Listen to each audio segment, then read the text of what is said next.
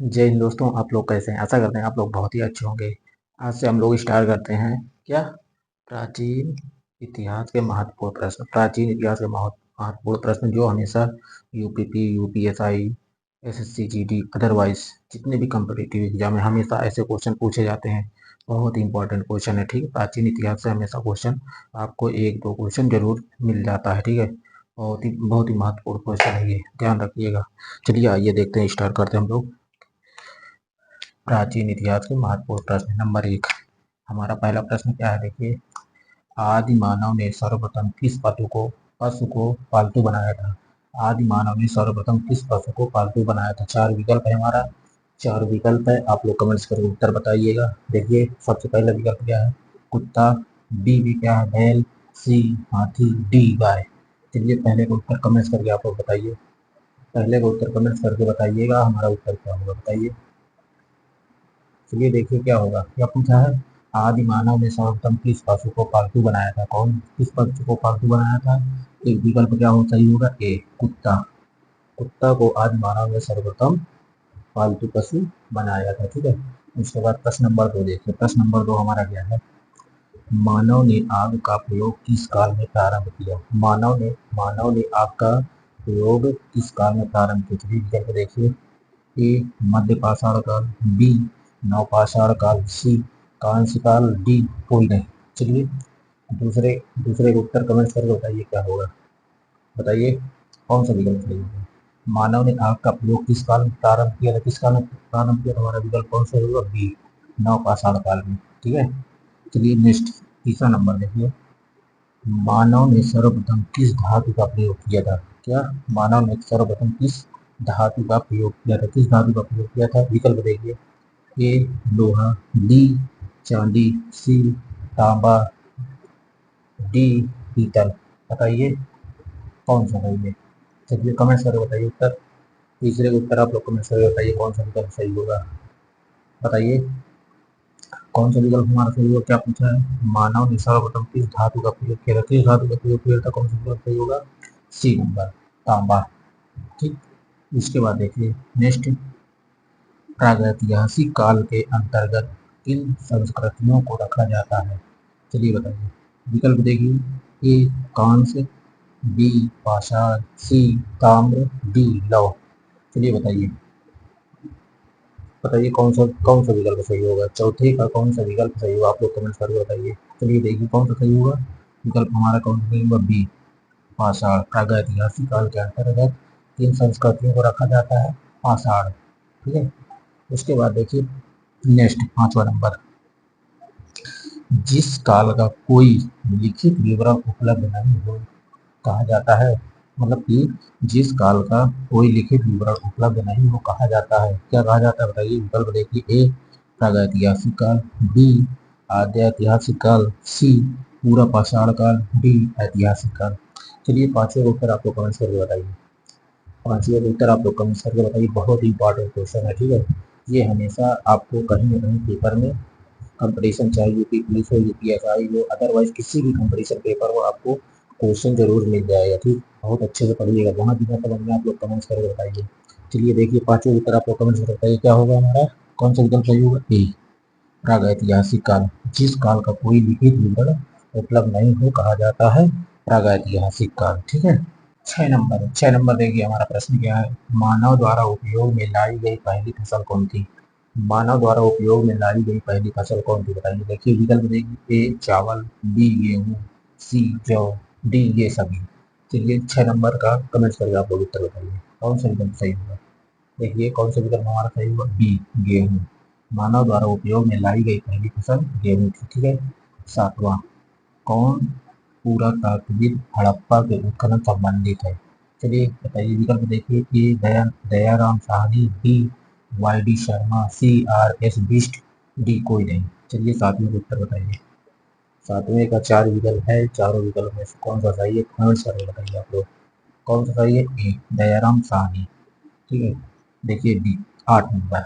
8 number हमारा जो है, सिंधु घाटी सभ्यता मानव इतिहास के किस काल से संबंधित है? सिंधु घाटी सभ्यता मानव इतिहास के किस काल से संबंधित है? चलिए बताइए।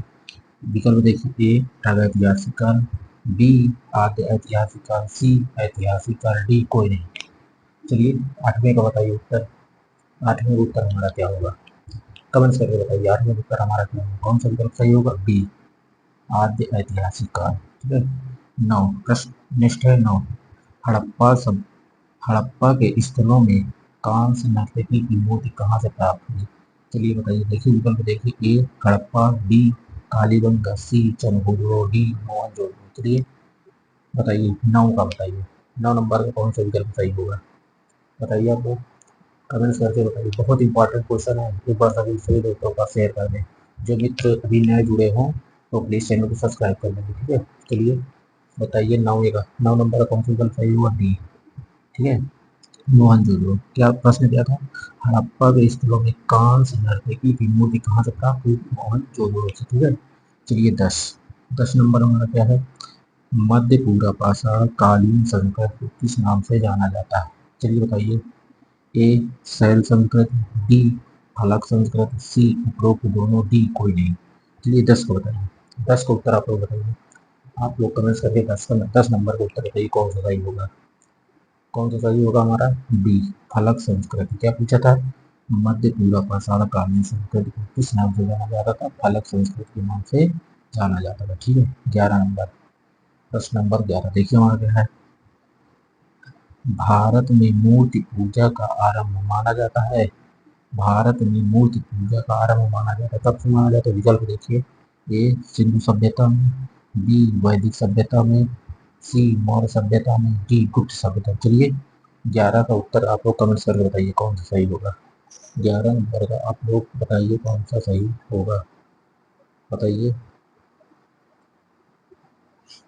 बताइए आप लोग 11 नंबर का कौन सा विकल्प सही होगा, कौन सा सही होगा, ए सिंधु सभ्यता में, भारत में मूर्ति पूजा का आरंभ सिंधु सभ्यता से माना जाता है। ठीक है। बहुत इंपॉर्टेंट क्वेश्चन है, आप लोग एक एक क्वेश्चन को अच्छे से ध्यान रखिएगा, 2-3 बार वीडियो रिपीट करके पढ़ेंगे तो और ज़्यादा समझ में आ जाएगा। ठीक है। देखिए आप लोग क्या पूछ रहा है हमारा 12 नंबर प्रश्न हमारा क्या पूछ रहा है, कौन सा जोड़ा असत्य है, क्या पूछ रहा है, असत्य। इसमें देखना है कौन सा असत्य है। ठीक है। ए विकल्प में क्या है, ए हड़प्पा सिंधु तट पर, बी मोहनजोदड़ो मोहनजोदड़ो सिंधु तट पर, सी कालीबंगा घग्गर नदी तट पर, डी आलमगीरपुर हिंडन नदी तट पर।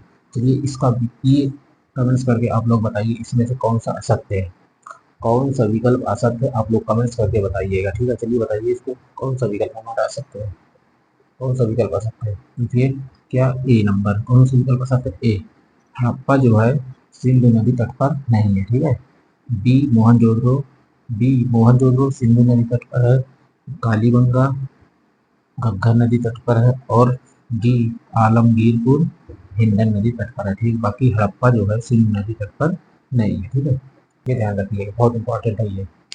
13 नंबर प्रश्न देखिए, सिंधु सभ्यता में विशाल अन्नागार कहाँ से प्राप्त हुआ। विकल्प देखिए हमारा क्या है, ए हड़प्पा, बी मोहनजोदड़ो, सी राखीगढ़, डी इनमें से कोई नहीं। चलिए 13 का विकल्प आप लोग कमेंट्स कर बताइए कौन सा उत्तर सही है, 4 विकल्प में से कौन सा उत्तर आपका सही होगा। चलिए बताइए कौन सा सही होगा हमारा, देखिए कौन सही हुआ, बी मोहनजोदड़ो।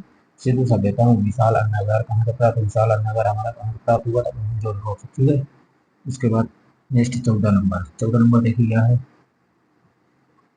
ऋग्वैदिक आर्य किसकी पूजा करते हैं, ऋग्वैदिक आर्य किसकी पूजा करते थे। विकल्प देखिए, ए प्रकृति की, बी गाय की, सी वृक्ष की, डी माता की। बताइए कौन सा विकल्प सही है, 14 में कौन सा विकल्प सही है, आप लोग बताइए 14 नंबर का कौन सा विकल्प सही है, कौन सा, प्रकृति की, ऋग्वैदिक आर्य प्रकृति की पूजा करते थे। ठीक है। उसके बाद नेक्स्ट 15 नंबर देखिए हमारा क्या है, आर्य भारत में सबसे पहले कहाँ आए, बसे।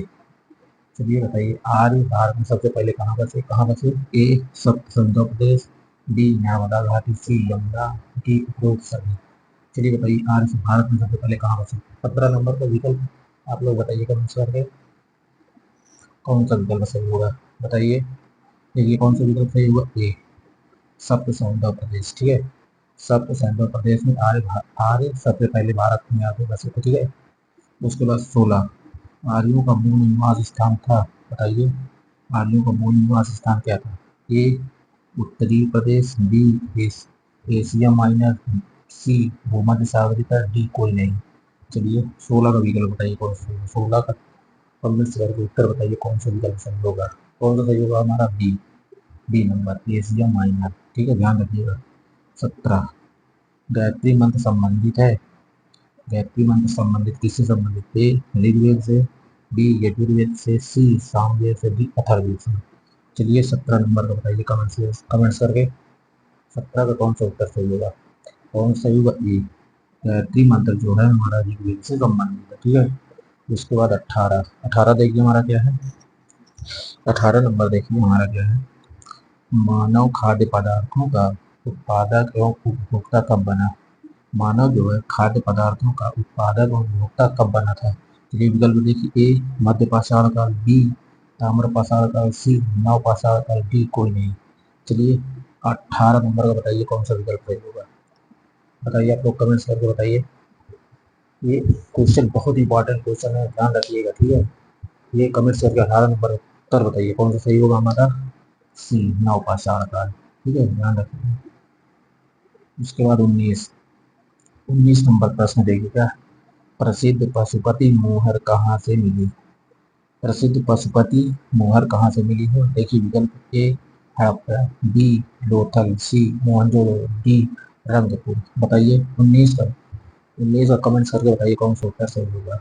19 का बताइए कौन सा सही होगा हमारा। सी मोहनजोदड़ो। ठीक है, उसके बाद 20 नंबर देखिए। कपास के प्राचीनतम साक्ष्य मिलते हैं। कपास के प्राचीनतम साक्ष्य मिलते हैं। देखिए विकल्प देखिए। ए मेहरगढ़, बी हड़प्पा, सी बागौर, डी भीमबेटका। चलिए 20 का उत्तर आप लोग कमेंट करके बताइए। हमारा लास्ट प्रश्न है, इसका कमेंट करके उत्तर बताइए कौन सा विकल्प सही होगा। 20 नंबर का बताइए कौन सा उत्तर सही होगा। कौन सा उत्तर सही होगा आप लोग कमेंट करके बताइए। कौन सा सही होगा? ए। कौन सा? ए मेहरगढ़। ठीक है, ध्यान रखिएगा।